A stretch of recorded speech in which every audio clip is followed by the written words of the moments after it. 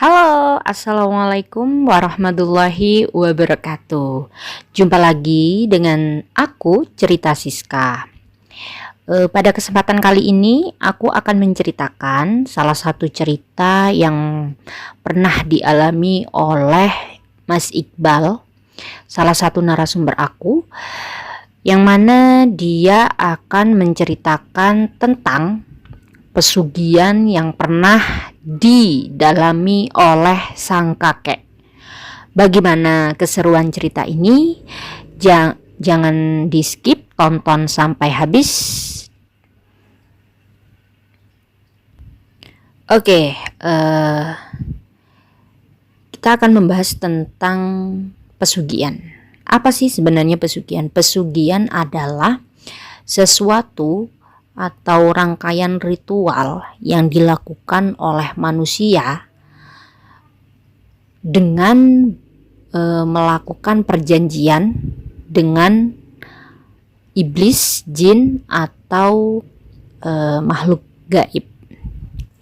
Nah, dari pesugihan tersebut, dari perjanjian tersebut, manusia itu diberi sesuatu atau hasil yang berupa dengan kekayaan, bergelimang harta, dan juga apapun yang diinginkan akan terwujud. Nah, namun dalam pesugihan ini pasti ada konsekuensi yang harus ditanggung oleh si pelaku perjanjian, si manusia itu sendiri.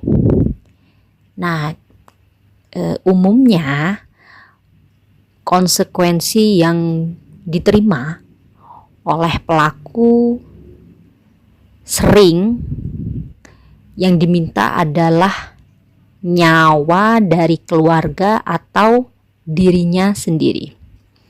Nah, pada kesempatan kali ini aku akan menceritakan tentang pesugihan Cagak Pitu. Mungkin dari kalian baru tahu ya ada pesugihan. Apa sih kok pesugihan Cagak Pitu ya? Cagak itu kan tiang, Pitu itu 7. Jadi kalau diartikan itu pesugihan 7 tiang. Nah, kenapa kok harus tiang? Kenapa harus kok enggak pesugihan apa-apalah? Ini ada ceritanya. Jadi narasumber aku yang bernama Mas Iqbal ini menceritakan tentang pengalaman kakeknya yang sulit sekali saat itu, sulit naza atau sulit sekali untuk meninggal dunia. Jadi awalnya itu si kakek ini udah jatuh sakit lumayan lama, 1 tahun lebih lah ya. Beliau jatuh sakit dan keluarga juga udah berusaha berupaya membawa kakek ini ke manapun, ke orang pintar sudah, medis sudah, ke kemanapun lah pokoknya, namun tidak membuahkan hasil.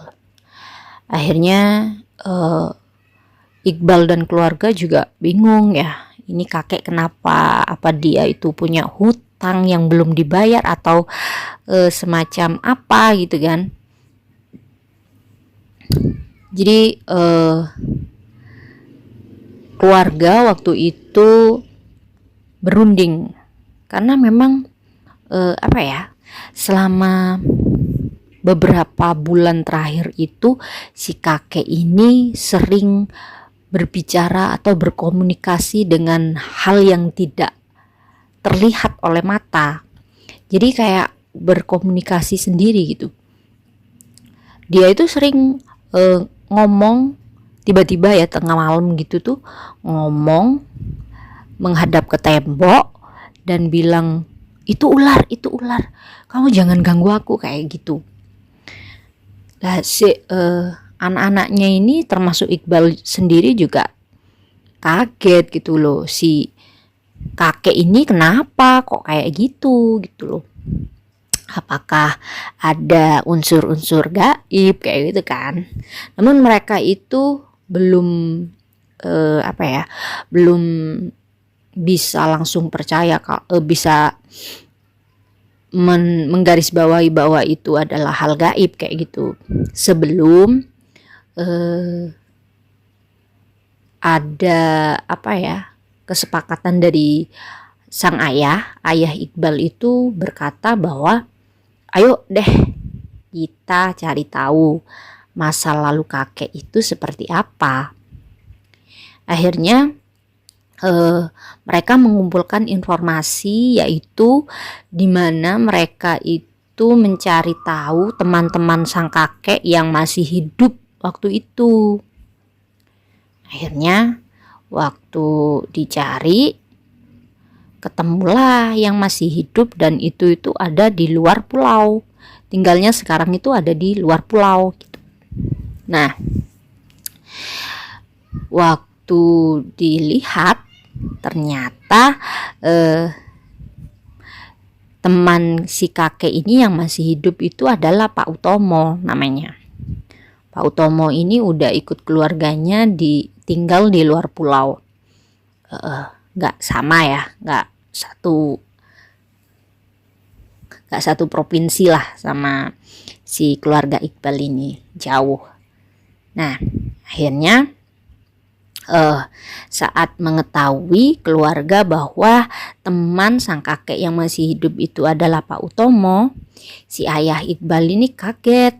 Waduh, kayaknya ini gimana ya, akan sulit bertemu beliau karena memang Pak Utomo sama sang kakek ini hubungannya gak terlalu baik.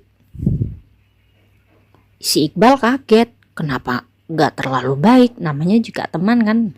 Apakah karena punya salah itu akhirnya si kakek ingin meminta maaf terlebih dahulu ke Pak Utomo atau kayak gimana? Masih belum tahu saat itu. Hanya pikiran Iqbal saat itu yang terlintas di otaknya. Nah, akhirnya Iqbal yang mau berangkat menemui Pak Utomo saat itu. Akhirnya dirancanglah diatur hari untuk Iqbal berangkat menemui Pak Utomo saat itu. Akhirnya tibalah waktu di mana Iqbal berangkat menemui Pak Utomo. Dia berangkat ke sana seorang diri tanpa ditemani siapapun karena memang dia berniat untuk menemui Pak Utomo sendiri dan mencari tahu informasi tentang sang kakek. Saat di sana dia kan dibekali oleh secari kertas yang berisikan alamat dari Pak Utomo. Nah, saat dia datang ke desa itu, dia kebingungan karena memang di kampung tersebut itu tidak banyak penduduk yang tinggal di sana. Ya udah, akhirnya dia berjalan, tiba-tiba dia melihat satu rumah yang cukup lebar halamannya.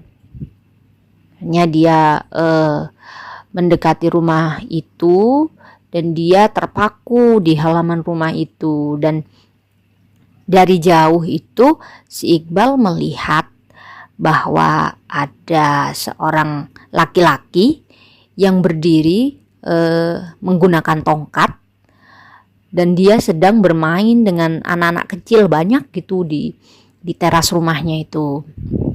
Akhirnya Iqbal dengan cepat menghampiri si laki-laki itu yang membawa tongkat itu. Niatnya ingin bertanya. Nah, saat mendekati si laki-laki ini merespon dengan baik waktu itu. Merespon dengan baik dan ingin bertanya kepada Iqbal, ada keperluan apa nak? Gitu katanya. Dia waktu itu mendekati. Si Iqbal menjawab, ini Pak, saya mencari rumah dari Bapak Utomo. Saya kebetulan dari sini, dari sana gitu, dari desa sana, ingin mencari Bapak Utomo yang selaku teman dari kakek saya. Dia nyebut nama kakeknya. Ternyata penjelasan Iqbal itu membuat laki-laki itu marah, seketika marah tanpa alasan yang jelas. Iqbal yang saat itu tahu respon beliau langsung marah dan memukuli Iqbal dengan tokatnya itu terkejut. Nah, kenapa nih orang tiba-tiba marah kayak gitu kan, Iqbal mikirnya. Itu riuh banget, rame banget waktu itu, sampai anak-anak yang sedang bermain dengannya tadi itu nangis, ada yang nangis. Iqbal pun juga bingung kenapa orang ini tiba-tiba mukul Iqbal tanpa alasan yang jelas gitu kan. Nah, ketika itu anak-anak dari bapak ini itu keluar dari rumah, terus melerailah. Bapak tersebut dibawa dulu menepi, Iqbal dibawa masuk dan ditanyai sama si anak bapak ini. Ah, adik dari mana? Gitu. Oh, saya dari desa ini gitu. Jauh. Saya kesini mau mencari Pak Utomo. Saya ini mencari teman kakek saya yang sekarang itu masih hidup. Ingin bertanya sesuatu gitu. Si Iqbal itu tanya seperti itu. Lah, pria-pria ini yang menolong Iqbal tadi itu terkejut. Lah, yang tadi mukul kamu itu namanya Pak Utomo. Mungkin Bapak adalah orang yang kamu cari. Tuh katanya. Si Iqbal langsung terkejut. Oh, dan dia itu mikir, mungkin ada alasannya kenapa bapak-bapak tadi itu tiba-tiba memukul dia. Si pria-pria ini ternyata anaknya Bapak Utomo itu tadi, dan dia itu bercerita bahwa dulu itu ada insiden. Ya memang Bapak waktu itu cerita ke kita bahwa ada temennya yang aneh gitu katanya, tapi aku nggak mau deh cerita, biar Bapak sendiri yang katanya cerita gitu. Akhirnya Bapak yang membawa tongkat ini tadi yang udah keadaannya udah membaik, dia mau menerima tamu tersebut, akhirnya dibawa ke dalam sama anak-anaknya itu dan dipertemukan dengan Iqbal kembali. Akhirnya waktu itu di ruang tamu udah banyak anak-anak dan keluarganya Pak Utomo itu. Si Pak Utomo itu bercerita bahwa kakekmu itu dulu bukan orang baik katanya. Iqbal waktu itu terkejut dong. Bukan orang baik kayak gimana, preman gitu? Bukan, tapi kakekmu itu dulu pernah mendalami sebuah ilmu hitam, ilmu yang tidak bisa aku terima dengan akal sehat. Jadi pesugihan itu selain merenggut teman-temannya juga pernah merenggut nyawa dari Pak Utomo. Maka dari itu dia itu marah sekali sampai sekarang kepada si kakek Iqbal ini, karena memang dia itu manusia terkejam. Kenapa dulu itu mendalami ilmu itu hanya untuk kepuasan nafsu saja? Kenapa dia tega seperti itu ke teman-temannya, apalagi ke Pak Utomo yang dulu adalah teman dekat kakek Iqbal. Nah, dari itu Iqbal tahu, mungkin dia tiba-tiba dia tadi tiba-tiba mukul Iqbal itu karena rasa kesal yang muncul kembali karena mengingat si kakek Iqbal ini. Akhirnya suasana udah kondusif ya, mereka berdua ngobrol lebih jauh tentang kakek Iqbal yang dulu pernah mendalami pesugihan Cagak Pitu. Saat Iqbal berbicara lebih dalam tentang kakeknya ini, Bapak Utomo ini bercerita itu dengan berlinang air mata. Ya karena memang waktu itu memang kejadiannya cepat banget gitu loh. Jadi awal mulanya itu kakek Iqbal ini mengajak Pak Utomo ini ke salah satu daerah yang dikenal dengan dikenal dengan pesugihan yang luar biasanya gitu loh. Adalah pokoknya di Jawa Timur. Nah, daerah ini itu katanya itu sering didatangi oleh orang-orang penting untuk mendapatkan wangsit. Akhirnya kakek Iqbal ini mengajak Pak Utomo ke sana. Ya dia itu katanya berdua ke sana itu, dan dipikir oleh Pak Utomo itu tempatnya itu di atas gunung atau di mana yang keramat kayak gitu. Ternyata enggak. Tempatnya itu di salah satu beringin tua di tengah-tengah kuburan yang dikelilingi oleh monyet. Katanya itu monyetnya itu beda dari monyet-monyet yang biasanya dia lihat. Monyetnya itu seperti lebih bersih dan lebih beda dari yang lain gitu. Nah, si kakek Iqbal ini bertapa di beringin itu, di tengah-tengah kuburan itu. Memang diniatkan untuk apa saat itu nggak ngerti ya, karena Pak Utomo ini tidak tertarik dengan hal-hal seperti itu. Akhirnya saat diajak ke sana itu Pak Utomo lebih memilih meninggalkan kakek Iqbal seorang diri melakukan kegiatannya di tengah kuburan tersebut. Akhirnya dia kembali tidur di mobil yang saat itu diparkir jauh dari lokasi tersebut.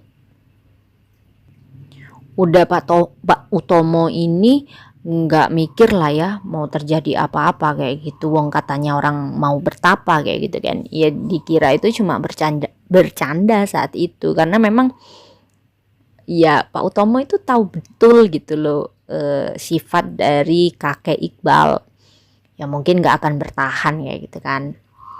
Akhirnya ditinggal, dia bermalam di mobil, tidur menunggu kakek Iqbal ini di mobil Pak Utomonya itu. Dan kemudian keesokan harinya, karena dilihat jam sudah agak siang sih, jam 8 kayak gitu kan, kok belum kembali katanya kakek Iqbal ini. Akhirnya dengan cepat itu Pak Utomo nyusul ke kuburan. Nah, waktu di kuburan ternyata udah papasan di tengah jalan. Di tengah jalan kakek Iqbal ini membawa sesuatu di tangannya, benda yang amat berat sekali, yang ukurannya itu 30-40 cm, dibalut dengan kain putih waktu itu. Nah, waktu papasan nih, si Pak Utomo ini bertanya, loh kok udah selesai? Baru aku mau nyusul gitu. Udah aku udah selesai, ini aku dapat wangsit ini katanya gitu. Terus dibukalah waktu itu, ternyata benda isinya isi benda itu ternyata besi, 7 besi yang apa ya, agak tebel kayak gitu ya. Nah, Pak Utomo waktu itu bertanya, ini besi mau diapain? Kok kamu bawa pulang? Nanti pamali loh, katanya gitu. Si kakek Iqbal, lah ini aja aku dapat dari ini biar aku kaya raya, aku ini pesugihan, katanya gitu. Terus terang nih kakek Iqbal itu berkata demikian ke Pak Utomo. Ya waktu itu Pak Utomo mikirnya, masa iya segampang itu mau melakukan pesugihan, kok nggak ada ritual-ritual, katanya gitu kan. Akhirnya mereka pulang dan si kakek Iqbal ini mengajak Pak Utomo untuk naik ke 7 gunung, katanya gitu, untuk menancapkan besi ini, katanya. Nah, gila aja katanya gitu kan, 7 gunung dengan waktu yang singkat, ya nggak mungkin lah, kita punya tenaga dari mana, katanya gitu. Ya yes, pokoknya harus ikut, katanya si kakek Iqbal itu. Demikian dia ngotot. Akhirnya mau nggak mau si Pak Utomo ini ikut kakek Iqbal untuk melakukan hal aneh itu. Lah dikira itu juga bukan bukan hal yang serius banget, karena memang ngapain sih ya kan, orang nggak ada kerjaan nancepin besi di atas gunung kayak gitu kan. Akhirnya mereka berangkat nih, naik ke Gunung 1 sampai ke Gunung 7. Itu dalam waktu berapa bulan gitu katanya. Pasti yang nggak sesingkat itu ya, pasti mungkin kalau aku mikirnya berbulan-bulan, aku nggak tahu lagi. Jadi mereka mendaki Gunung 1, Gunung 2, Gunung 3, Gunung 4, Gunung 5, Gunung 6 sampai Gunung ke-7 yang gunung terakhir ini, dan mereka memang menancapkan besi itu di salah satu tempat itu. Akhirnya udahlah. Lah setelah turun dari gunung dan sudah menancapkan 7 besi itu di tiap-tiap gunung itu, keadaan perekonomian dari keluarga kakek Iqbal ini melejit. Mereka malah sampai membuka gudang apa gitu loh, karena jualan satu produk yang lumayan laris. Akhirnya ya udahlah ya, kalau Pak Utomo kan nggak mikir macam-macam ya, paling ya udahlah rezeki mereka kayak gitu kan, dia ikut seneng juga. Tapi anehnya ada beberapa kejadian yang memang udah dirasa kayak, ini kayaknya ada sesuatu nih, itu sampai Pak Utomo itu mikir kayak gitu. Karena apa? Saat kakek Iqbal ini mengajak seseorang, ya beberapa orang kayak gitu ya, 3 orang naik ke salah satu gunung yang udah ditancepin besi itu tadi, pasti pulangnya itu mereka kecelakaan dan bahkan sampai ada yang meninggal. Lah Pak Utomo saat itu mikir dong, masa iya sih si kakek Iqbal ini tega untuk menumbalkan teman-temannya gitu kan. Masa ya bisa numbalin teman-temannya, kenapa nggak keluarganya sendiri kan. Setahu Pak Utomo juga, pesugihan itu pasti menumbalkan dirinya sendiri atau keluarga kan. Ini kan yang jadi korban kan teman, jadi nggak masuk akal kayak gitu kan. Tapi kecurigaan Pak Utomo ini semakin mantap ketika terakhir ada yang diajak mendaki atau naik gunung ke gunung terakhir ini gitu loh. Dan ini juga teman dari Pak Utomo gitu loh.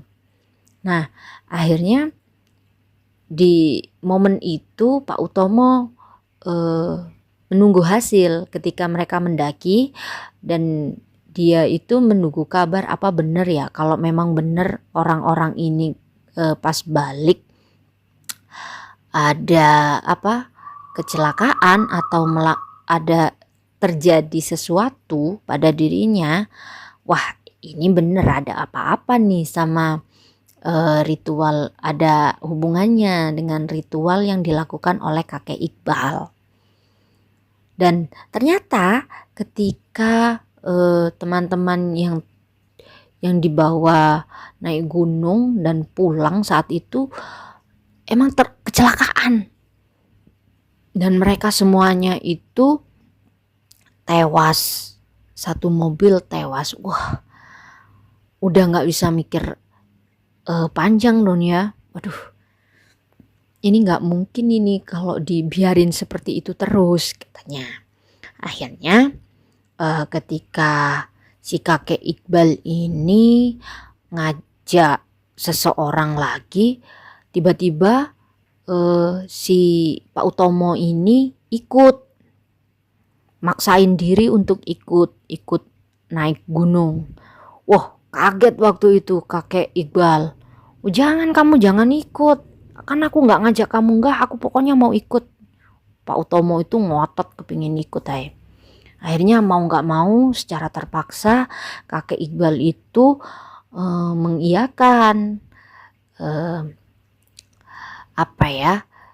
mengiyakan omongan Pak Utomo waktu itu. Akhirnya mereka naiklah gunung, dan waktu pulang kejadian kecelakaan terjadi. Pak Utomo waktu itu juga salah satu korban di kecelakaan tersebut. Satu mobil yang pulang itu tiba-tiba kecelakaan, dan alhamdulillah untungnya waktu itu selamat semua, nggak ya mengalami luka-luka ringan lah ya, nggak sampai yang berat gitu.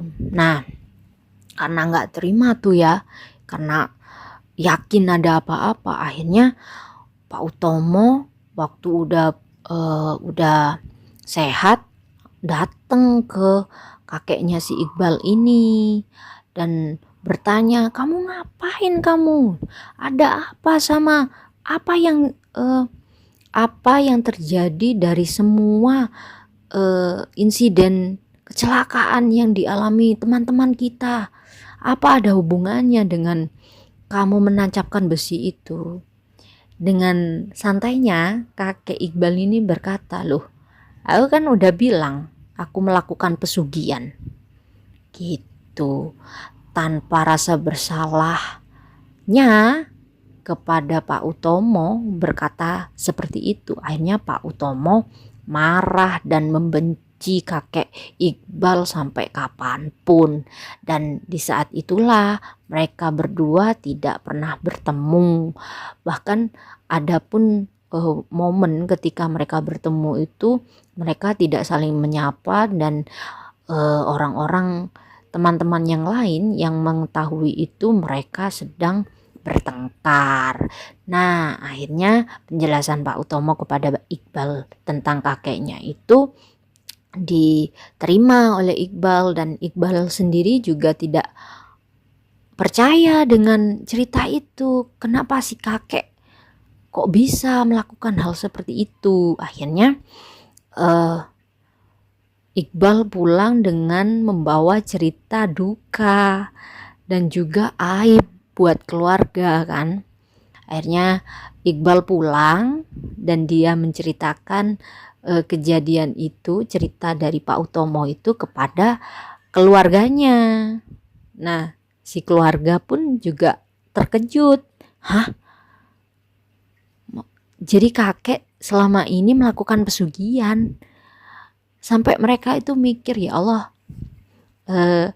apa kita itu juga ikutan dosa, karena selama yang kita tidak ketahui, uang yang kita pakai untuk apapun itu beribadah dan juga membeli makanan yang masuk ke dalam perut itu juga dari hasil kakeknya gitu kan. Tapi mereka udah nggak berlarut-larut untuk memikirkan itu, namun dengan cepat keluarga ingin mencari solusi agar si kakek ini cepet enak lah meninggalnya ya. Akhirnya si keluarga bertanya kepada salah satu orang, si ustadz atau ustadz lah waktu itu ya, ustadz atau orang bisa gitu loh, orang pinter, bukan apa sih ya, ya pokoknya Pak Ustadz, kayaknya Pak Ustadz yang bisa ngerukiah orang gitu loh. Dan si Pak Ustadz ini memberikan solusi bahwa kalau ingin kakeknya cepat selesai atau cepat tertolong, harus ada salah satu keluarga yang mau mencabut besi itu. Nah, akhirnya yang memang suka naik gunung atau suka alam kayak gitu itu cuma Iqbal. Akhirnya dengan legowo, dengan ikhlas, Iqbal mau melaksanakan hal itu. Nah, Iqbal juga sebelumnya itu udah dikasih tahu gitu kan, denah-denah atau letak titik lokasi penancapan besi dari si kakek, yaitu karena memang udah diberi petunjuk. Akhirnya Iqbal mau berangkat dan mencabut besi tersebut. Dan kemudian dia berangkat naik, menemukan besi 1, besi 2, besi 3, besi 4, besi 5 sampai 6. Nah, yang menjadi masalah bagi Iqbal saat itu adalah ketika dia mengambil besi nomor 7 di gunung nomor 7 ini. Nah, di gunung nomor 7 ini disebut Paku Pulau Jawa ya. Dan nggak sembarangan juga untuk bertirakat di sana. Katanya seperti itu. Nah, kemudian waktu mencari besi di titik lokasi yang udah dikatakan Pak Utomo waktu itu, nggak ada besi itu, nggak ditemukan sama Iqbal. Akhirnya, aduh gimana nih, minta tolong ke siapa kayak gitu kan. Nah, kemudian di sana itu ada salah satu desa yang memang ada orang pinter yang waktu itu mau menolong Iqbal. Entah dari mana orang ini tiba-tiba nyamperin Iqbal dan kemudian berkata bahwa kamu harus melakukan larangan di gunung ini agar bisa mencabut besi itu. Si bapak itu bilang seperti itu. Akhirnya, larangan apa di gunung ini? Kamu gak boleh mandi di Ranu, katanya gitu. Akhirnya, oh jadi aku harus mandiri di Ranu ya, harus masuk ke Ranu agar bisa masuk ke alam mereka dan mencabut besi. Iya betul. Akhirnya saat apa ya, kondisi sepi, Iqbal dengan cepat masuk ke Ranu dan dia menyelamkan tubuhnya ke dalam Ranu. Dan tiba-tiba saat muncul ke permukaan, suasana udah sore mau menjelang malam. Waktu itu kan suasananya nggak kayak gitu, yaitu sore menjelang malam, dan dia yakin Iqbal itu udah masuk ke alam mereka. Akhirnya dengan cepat dia berlari ke titik lokasi yang udah dia lihat tadi, dan ternyata memang benar ada paku. Langsunglah dicabut kan, paku itu dicabut. Akhirnya dia melakukan sesuatu itu lagi untuk kembali ke dunianya. Nah, waktu itu masuk ke Ranu, ternyata saat muncul lagi ke permukaan air itu suasananya masih sama. Nah, akhirnya dia bingung gimana caranya kembali ya gitu. Akhirnya dia itu disamperin sama burung kecil gitu, lompat-lompat ke arahnya. Dan Iqbal waktu itu nggak ngerti, intuisinya itu kuat banget. Di perasaannya itu berkata bahwa dia harus mengikuti burung ini. Akhirnya dia dengan cepat mengikuti burung itu sampailah di ujung air terjun. Lah, di ujung air terjun si burung ini langsung terbang. Perasaan si Iqbal ini berkata, kayaknya aku harus lompat dari air terjun ini gitu. Ya, dia memfokuskan diri, memfokuskan pikiran bahwa tidak akan pernah terjadi apapun kepada dirinya. Akhirnya dia langsung melompat dan tubuhnya ada di tengah danau dan suasana saat itu kembali normal. Dan dia pulang membawa besi itu, dan besi itu diberikan kepada orang pintar itu yang ada di rumahnya itu, dan kemudian kakeknya beberapa jam kemudian wafat. Begitulah cerita dari pesugihan Cagak itu. Memang gak ada unsur kuntilanak, pocong atau kayak gimana, tapi ngeri sih kalau sampai ada pesugihan yang bisa menumbalkan temannya sendiri. Wow, baru tahu kayak gitu kan. Seru juga ceritanya. Ternyata ada di dunia ini seperti itu. Oke, begitulah cerita lengkap yang kali ini aku bisa sajikan. Dan bagi kalian yang ingin mengirim atau bercerita, kalian bisa kirim cerita tersebut lewat email berkasiska10@gmail.com, atau kalian bisa bercerita melalui DM aplikasi X di @siskanopiw. Dan kalian bisa juga mengirimkan cerita tersebut di WhatsApp aku di 081936672448. Oke, sekian cerita ini. Jangan lupa untuk mendengarkan cerita-cerita aku yang lainnya. Terima kasih. Salam horor. Assalamualaikum warahmatullahi wabarakatuh.